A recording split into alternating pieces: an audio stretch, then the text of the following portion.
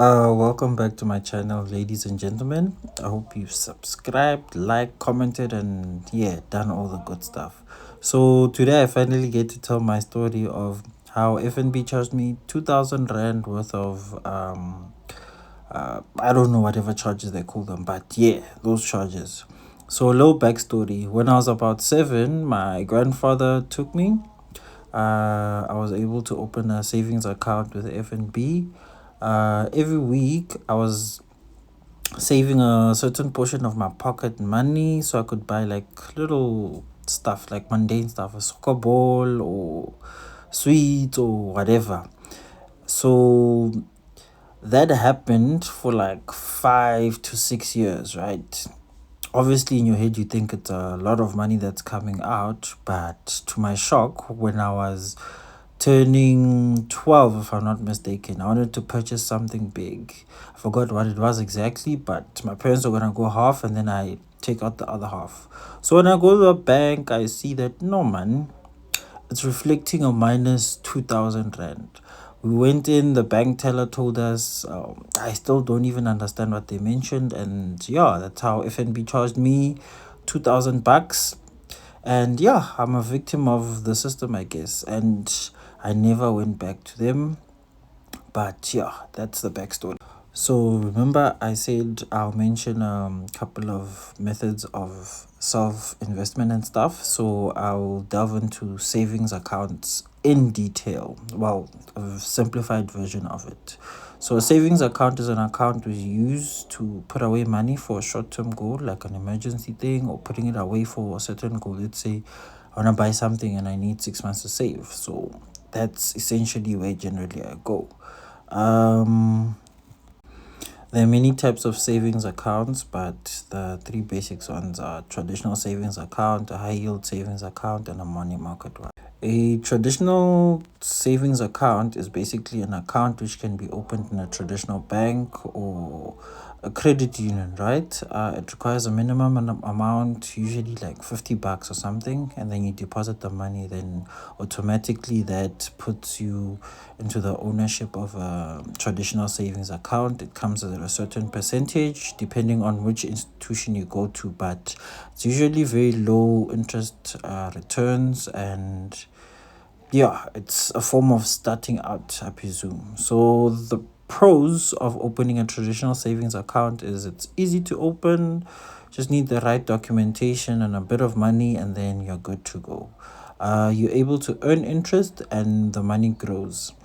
Uh, when you put in the money, let's say X amount of money, there's a percentage which you're going to earn interest on. So it depends on your institution. Some institutions obviously have a higher rate of return than the other banks as compared to others, right? So the traditional savings account is either fixed or non-fixed. Fixed meaning that once you put it in, you put it in, and that's it. And then the cons of it are it has a low interest rate, meaning that your rate of return is very minimal. So don't expect a few millions after investing. Also, there are monthly fees, which technically cancel out. They cancel out whatever you had invested in. Let's say you had put in 10 rand and they promise you 2 rand back, but your monthly interest or bank charges are 2 rand. So do you see it cancels out? And on top of that, you get fees. For instance, if you want to withdraw prematurely in a fixed account, they're able to charge you more. So one must be very careful with the terms and conditions of when opening a fixed account, because if you withdraw prematurely, there's a high penalty and additional fees on that. So those are the pros and the cons of it. Then the second one is a high yield savings account, which essentially it's very similar to a traditional savings account, but it has higher returns, right? So one of the pros of it is a high interest rate than a traditional savings account, which is good for the consumer. It means that it motivates you to put in more money. It has a very low minimum deposit requirement, meaning that you don't need, for example, 1,000 rand for it to start. You just need the bare minimum, which is a very good thing. And you're less likely to be charged monthly fees from an online bank instead of the traditional one, so which is also an added benefit. And the cons of it is there's no bank access.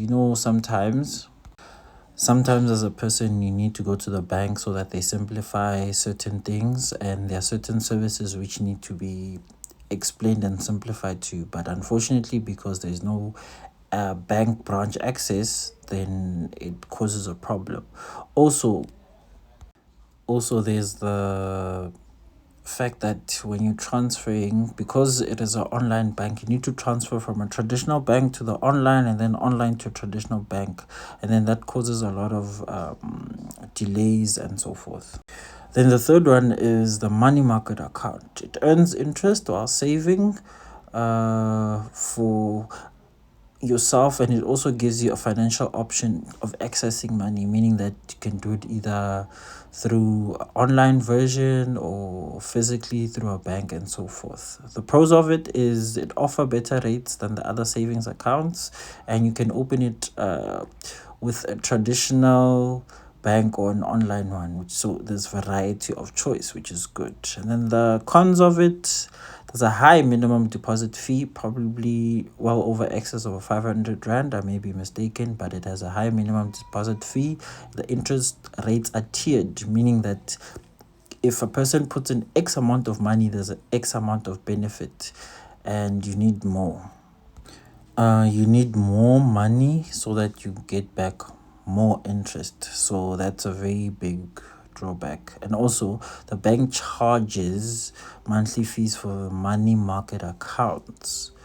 They may vary and are probably higher than the other two savings account options. So one must be very careful with when they are putting in their money as a form of saving there.